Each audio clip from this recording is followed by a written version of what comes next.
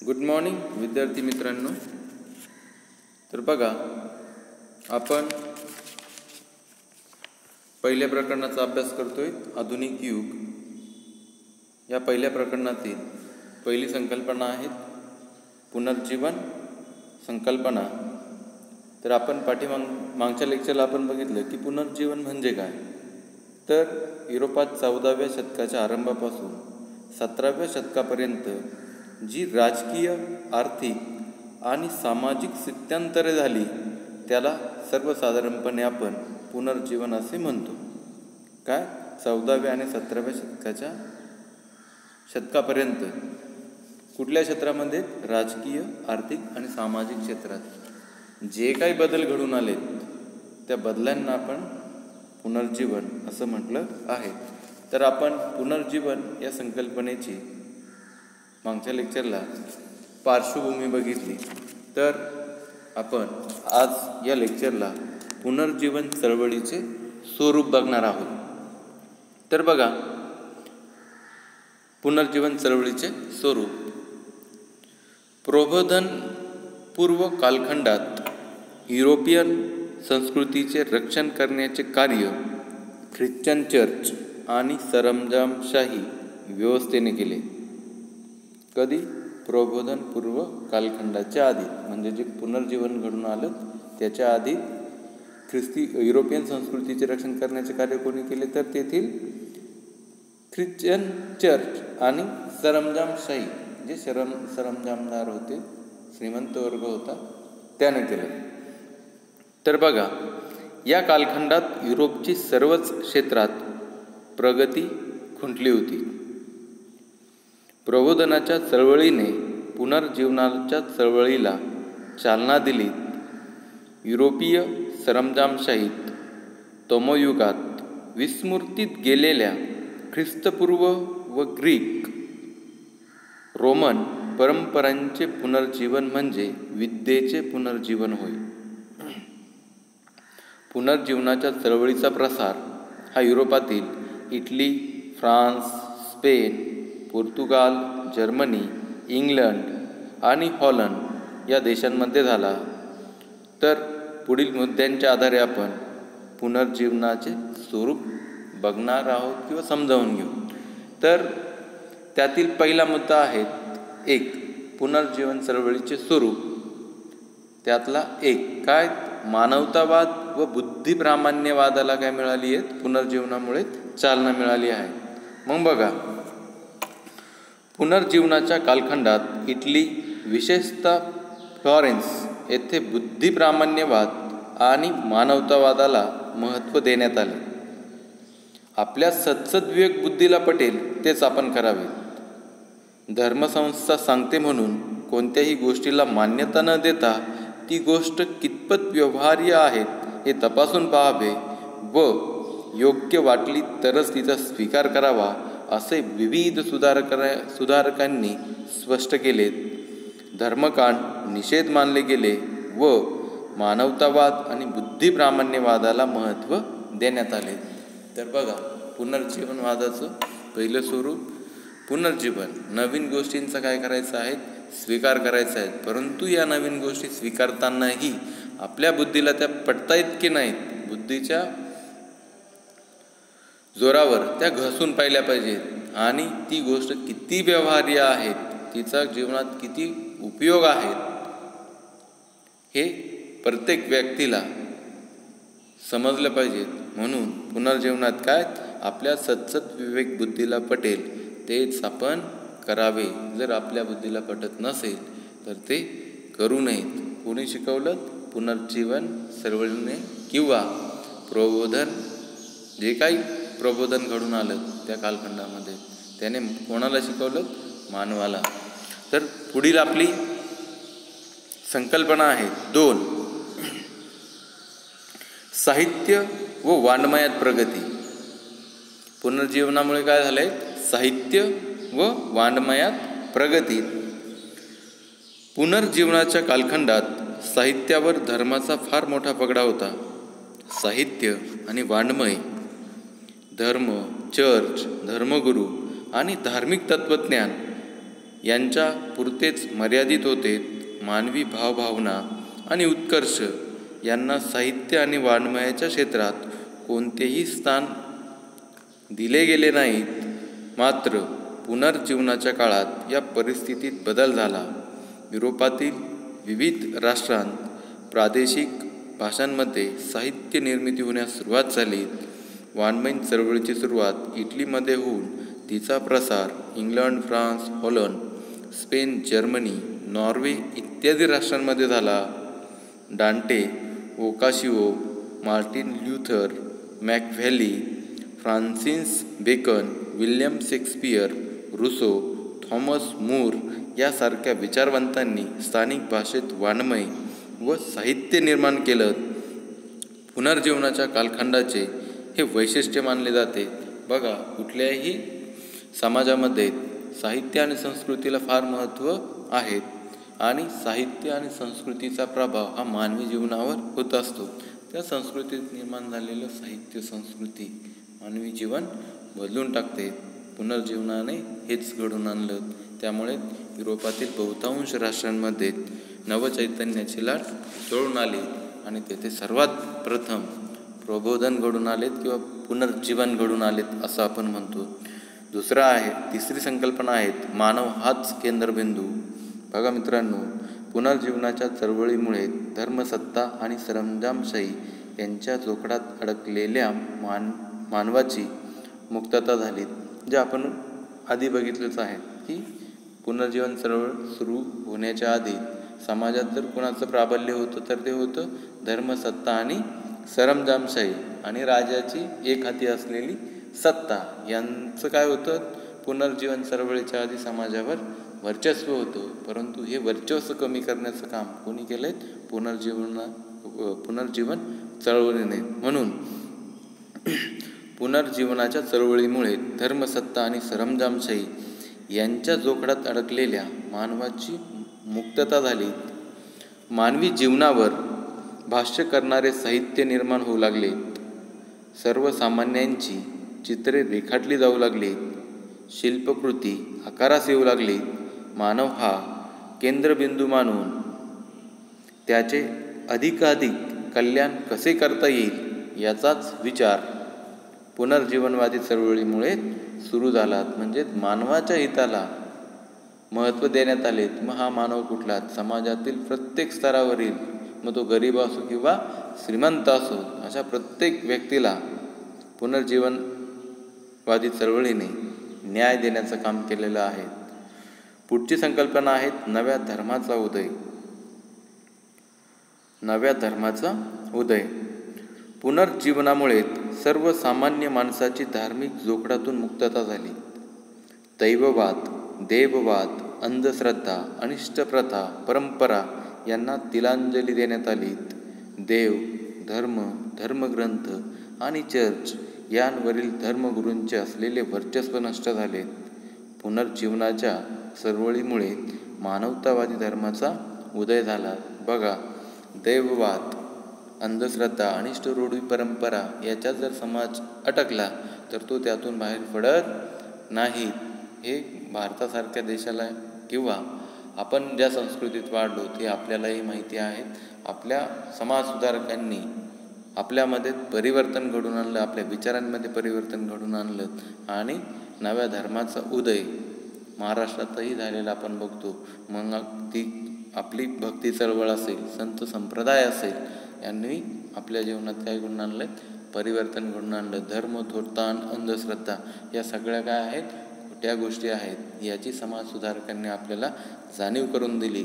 तेव्हा आज आपण इथे आलो. महात्मा फुल्यांचं कार्य, शिक्षण किती महत्त्वाचं आहे, शिक्षणाने मानवाच्या जीवनात बदल घडून येतो हे आपल्या समाजसुधारकांनी सांगितलं.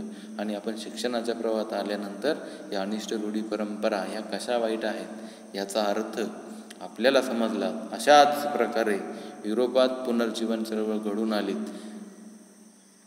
आणि याच चळवळीचा प्रभाव संपूर्ण जगावर पडला. म्हणजे आमच्याकडे जे पुनर्जीवन घडून आलं, आमच्याकडे म्हणजे भारतात किंवा महाराष्ट्रात किंवा इतर देशांमध्ये हे जे पुनर्जीवन आहे हे कोणामुळे घडून आलं? ते युरोपात जी चळवळ उदयास आली, ज्या चळवळीने प्रबोधन घडून आलं, प्रबोधन आणि पुनर्जीवन एकाच नाण्याच्या दोन बाजू आहेत, लक्षात घ्या. याच्यामुळेच मानवी जीवन काय झालेत, परिवर्तन घडून आलं. आणि याचंच अनुकरण इतर देशांनी सुद्धा केलं आणि त्या त्या देशात काय घडून आली आहेत, प्रगती घडून आलेली आहेत. बघा, अशाच प्रकारचं परिवर्तन हे जगामध्ये नंतरच्या काळात घडून आलं. तर पुढचा आपला मुद्दा आहे धर्मसत्ता व राजसत्ता यात संतुलन. पुनर्जीवनामुळे धर्मसत्तेचा राजसत्तेवरील पगडा नष्ट झाला. काय?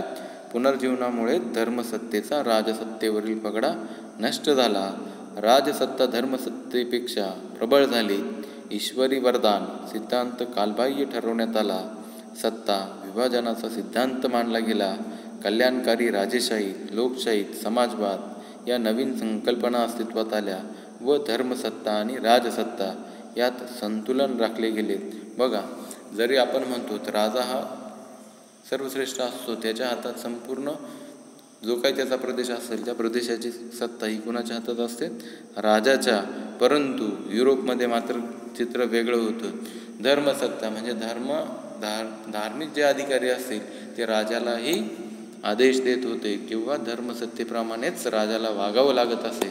म्हणून पुनर्जीवन चळवळीने काय केलं आहे, राजसत्ता आणि धर्मसत्तेमध्ये समतोल साधला आहे. राजसत्तेचं प्रभुत्व काय करण्यात आलं, मान्य करण्यात आलं. परंतु ही राजेशाही कशी असावीत, कल्याणकारी असावीत. लोकांचं हित त्यात काय गेलं पाहिजे, साधलं गेलं पाहिजे. अशी राजसत्ता असावी. नाहीतर ती राजसत्ता जर जुलमी राजसत्ता असेल तर ती काही उपयोगाची नाहीत.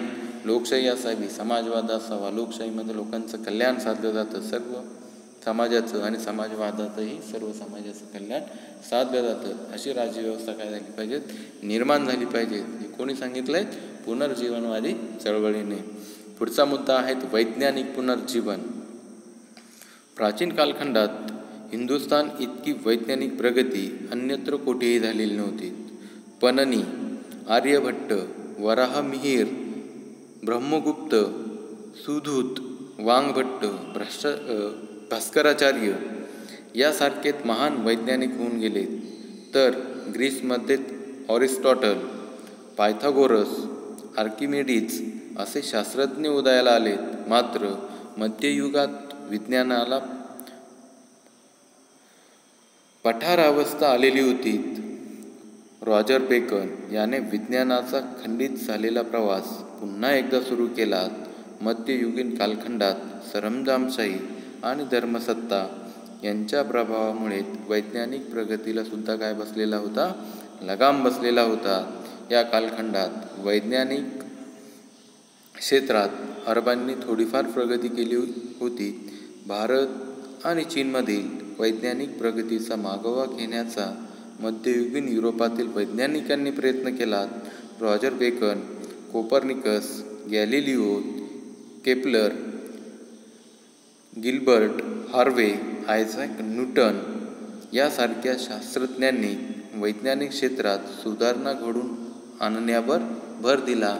आणि या वैज्ञानिकांनी लावलेल्या शोधांचा परिणाम हा मानवावर झाला आणि तेथून अजूनच मानवी जीवन बदललेलं आपल्याला दिसून येतो. आणि विज्ञानाच्या बाबतीत अजून एक आपण आपल्याकडे प्रचलित आहेत, काय, गरज ही शोधाची जन्य आहेत. माणूस जसा जसा प्रगत होत गेला तसा तसा तो काय झालाय, शोध लावत गेला. ज्या ज्या गोष्टीची त्याला गरज पडू लागली तेथे तेथे तो काय करू लागला, संशोधन करू लागला आणि नवनवीन शोध तो लाभत गेला. आणि आज तागायत मानवाची प्रगती आपल्याला माहितीच आहे. मानव हा चंद्र आणि मंगळावर जाऊन पोचलेला आहे. कशामुळे, वैज्ञानिक पुनर्जीवन यामध्ये जी क्रांती घडून आली त्याच्यामुळे. पुढचं आहे धार्मिक पुनर्जीवन. कुठलं, धार्मिक पुनर्जीवन. धर्म हा समाजाच्या कल्याणासाठी असतो. जो समाजाची धारणा करतो तो धर्म हे धर्माचे मूळ सूत्र सर्वसाधारणपणे किंवा सर्वजण काय झाले होते, मधल्या काळात विसरले होते. धर्म हे साधन नसून साध्य आहे असाच गैरसमज पसरविण्यात आला होता. यातूनच धर्माचे विकृत स्वरूप पुढे आले. धर्मसत्तेचे राजसत्तेवर देखील वर्चस्व प्रस्थापित झाले.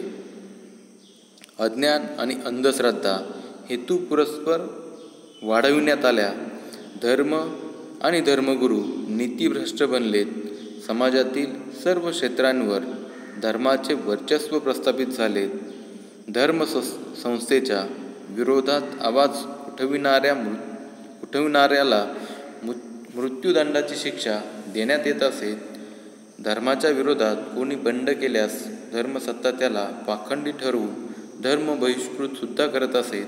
परिणामी लोकांची धर्मावरील श्रद्धा नाहीसी होण्यास सुरुवात झाली. धर्माच्या दांभिकतेमुळे लोकांमध्ये असंतोष आणि मत्सर वाढीस लागला. John Wycliffe, Boccaccio, Thomas More, Francis Bacon, Martin Luther यासारख्या धर्मसुधारकांनी धर्मसुधारणा चळवळ गतिमान केली आणि धर्माचे पुनर्जीवन घडवून आणले. पुढे बघा पुढचा मुद्दा आहे कला क्षेत्रातील पुनर्जीवन. मग कला क्षेत्रात कुठलं पुनर्जीवन घडून आलं तर बघा, धर्माचे बंधन झिडकारून मानवीय कलांचा आविष्कार घडविणारे महान कलावंत पुनर्जीवनाच्या कालखंडात उदयाला आले. चित्र, शिल्प, स्थापत्य, संगीत अशा सर्व महत्त्वाच्या क्षेत्रात प्रगती घडून आली. धर्मबटीक झालेली कला पुनर्जीवनाच्या काळात मुक्त झाली. Leonardo da Vinci, Michelangelo, Raphael यासारख्या कलावंतांनी अनुक्रमे चित्रकला, स्थापत्यकला या क्षेत्रात प्रगती घडून आणली. लिओनार्दो द व्हिन्सी याचे मोनालिसा हे चित्र आजही जगात अतिशय प्रसिद्ध आहेत. हे तुम्ही पण किंवा तुम्हालाही माहिती आहेत. मोनालिसा चित्र बघितलेलं आहे. कोणाचं येते?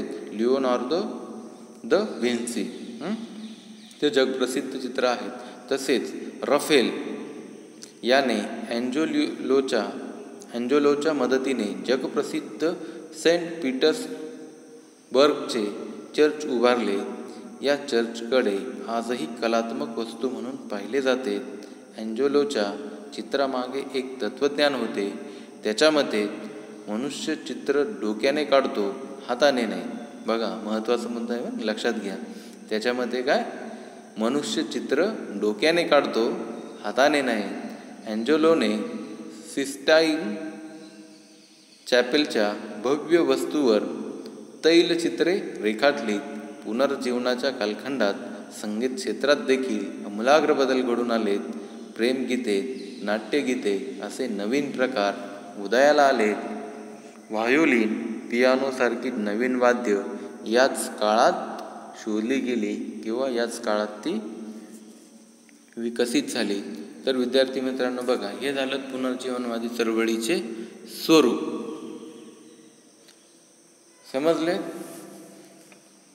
समजलंच असेल. ओके, पुढचा मुद्दा आहे जीवनाचा प्रभाव. ही जी पुनर्जीवनवादी चळवळ झाली, मग हिचा प्रभाव मानवी जीवनावर कसा पडला, मानवी समाजावर कसा पडला, हे आपल्याला पुढील काही मुद्द्यांच्या आधारे बघायचं आहे. तर त्यातील पुढचा मुद्दा आहे पुनर्जीवनाचा प्रभाव. त्यात एक, मध्ययुगाचा शेवट. विद्येचे पुनर्जीवन हे मध्ययुगाचा शेवट घडून आणणारे ठरले. कोणतं? विद्येचे पुनर्जीवन हे मध्ययुगाचा शेवट घडून आणणारे ठरले. निरंकुश सरंजामशाही, भ्रष्ट धर्मसत्ता, अज्ञान, अंधश्रद्धा यांचा याच काळात काय झालाय? शेवट झाला. मध्ययुगातील अनेक अनिष्ट प्रथा व प्रवृत्ती यांचा शेवट देखील आधुनिक युगाची पायाभरणी घडून आल्यानंतर घडून आला. मध्ययुगीन गुलामगिरीच्या जोखडास झुगारून मानवाने आपल्या प्रगतीचा मार्ग सुद्धा अवलंबला. म्हणजे पुनर्जीवनाच्या प्रभावामुळे काय झालाय? मध्ययुगीन ज्या काही अनिष्ट रूढी, परंपरा, प्रथा असतील त्यांचा शेवट होण्यास मदत झाला. धर्मसुधारणांना काय झालं? या काळामध्ये प्रारंभ झाला. धर्मसुधारकांनी धार्मिक क्षेत्रात आमूलाग्र परिवर्तन घडून आणले. भ्रष्ट धार्मिक सत्तेला पर्याय म्हणून प्रोटेस्टंट पंथ संस्थाची स्थापना झाली. जॉन विकिलीफ, मार्टिन लॅथूर यांनी मानवतावाद, जनकल्याण, शुद्ध आचरण व उच्च मूल्यांना प्राधान्य देऊन धर्मसुधारणा घडवून आणली. धार्मिक गुलामगिरीचा पगडा पुनर्जीवन चळवळीमुळे नष्ट झाला. मानवतावादाला चालना मिळाली, आपण वरती बघितलंच आहे. त्यानंतर आहेत राष्ट्रवादाचा उदय. याच चळवळीमुळे घडून आला कोणती? पुनर्जीवनवादी चळवळ. पाश्चात्य जगातील अनेक राष्ट्रांमध्ये या काळात राष्ट्रवादाचा उदय होण्यास प्रारंभ झाले. विद्येच्या पुनर्जीवनातून अनेक राष्ट्रांमध्ये ऐक्याची भावना विकसित झाली. आपल्या राज्याच्या संरक्षणासाठी लोकांमध्ये जागरूकता वाढीस लागली. याच राष्ट्रवादी भावनेतून पुढील काळात फ्रान्स, इंग्लंड, अमेरिका या राष्ट्रांमध्ये क्रांती पर्वास प्रारंभ झालेला आपल्याला दिसून येतो. पुढचा प्रभाव पडला तो आधुनिक युगाची काय झाली, या काळामध्ये पायाभरणी झाली. नवनवीन भौगोलिक शोध लागले. राष्ट्रवादाचा उदय झाला. वैज्ञानिक दृष्टिकोन मानवाने स्वीकारला. सद्सद्विवेक बुद्धीचा वापर करू लागला. बुद्धिप्रामाण्यवादाला यातून चालना मिळाली. बुद्धिप्रामाण्यवादातूनच साहित्य, कला, विज्ञान, संस्कृती या प्रत्येक क्षेत्रात आमूलाग्र अशी प्रगती पुनर्जीवनवादी चळवळीने घडून आणली. तसेच अनेक ठिकाणी व्यक्ती स्वातंत्र्यावर सुद्धा याचा प्रभाव पडला आणि व्यक्ती स्वातंत्र्यावर आधारित अशी शासन प्रणाली बऱ्याच राष्ट्रांमध्ये उदयास आली.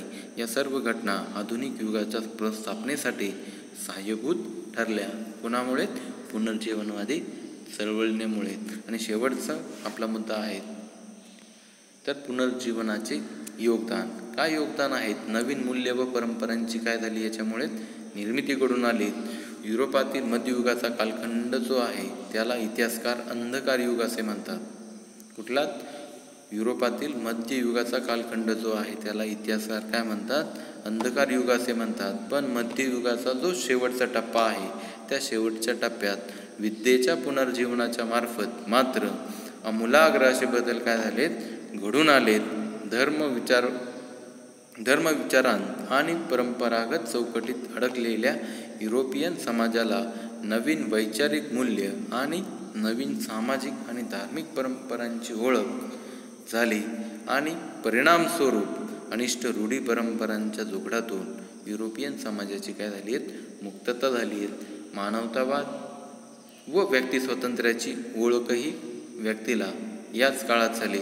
वरील जे काही संशोधन झाले या काळामध्ये जे काही परिवर्तन घडून आलं साहजिकच त्याचा सर्व प्रभाव हा मानवतावाद व व्यक्ती स्वातंत्र्याची ओळख किंवा व्यक्ती स्वातंत्र्य याच काळात काय झाले मानवाला मिळालेलं दिसून येतं. धार्मिक वर्चस्व कमी होण्यास मदत झाली. धर्मसत्ता आणि सरंजामशाही यांचं काय झाले? प्राबल्य पुनर्जीवनामुळे नष्ट झालंय. कला व साहित्य क्षेत्रात प्रचंड आमूलाग्र असा बदल घडून आला पुनर्जीवनवादी चळवळीमुळे. आणि शेवटचा मुद्दा आहे मानवाच्या सर्वांगीण विकासामध्ये